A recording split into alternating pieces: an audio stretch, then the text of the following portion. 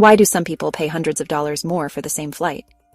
Airlines use advanced strategies to ensure this happens, and it's not by accident. Picture this.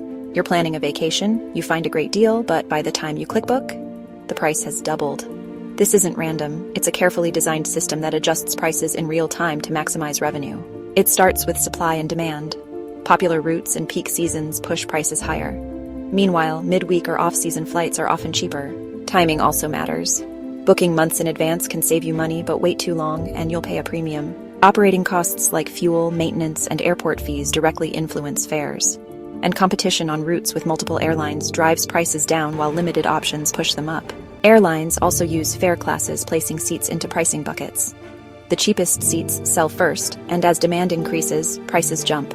Behind the scenes, algorithms analyze data in real-time, current demand, booking patterns, and even your browsing history, just to adjust prices. Did you know airlines might charge more based on your location or device? Here's a tip. Clear your cookies or browse incognito to avoid inflated prices. There's so much more to uncover about aviation. Subscribe to Flight Deck Diaries for more.